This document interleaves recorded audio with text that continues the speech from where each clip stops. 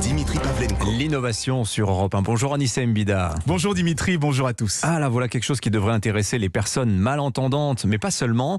Il existe désormais des lunettes qui sous-titrent en temps réel tout ce qui se dit autour de soi. Oui, ce sont des lunettes ordinaires. Elles ont juste des branches un petit peu plus épaisses, un peu comme celles des lunettes de soleil. Pourquoi ? Eh bien parce qu'on a d'un côté un micro directionnel et de l'autre un minuscule projecteur. Le micro va faire de la reconnaissance vocale, retranscrire les voix en texte et ensuite projeter le résultat sur la face intérieure du verre. C'est extrêmement discret. De l'extérieur, on se rendra compte de rien. Seule la personne qui porte les lunettes arrivera à voir le texte et c'est un peu comme si elle avait des sous-titres dans la vraie vie.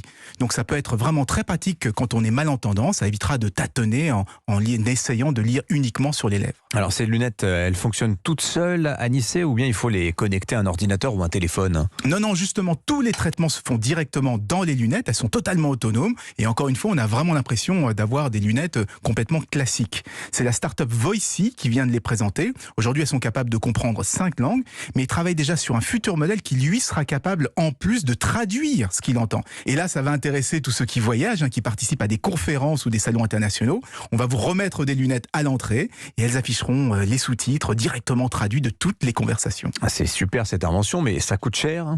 Et oui, malheureusement, plus de 600 €. Ah oui. Mais je rappelle qu'il existe aussi des applications sur téléphone portable qui font la même chose. Je pense à la traduction instantanée de Google ou à Google Translate qui traduit désormais en temps réel. Alors je les ai testées, elles fonctionnent vraiment bien, même quand on parle un petit peu vite. Ils ont juste encore un petit peu de mal avec les noms propres. Ouais. Alors c'est sûr, c'est moins pratique parce qu'on doit quitter son interlocuteur des yeux pour lire la retranscription sur son téléphone portable, mais au moins c'est gratuit. Merci beaucoup Anissé Mbida, 6h52.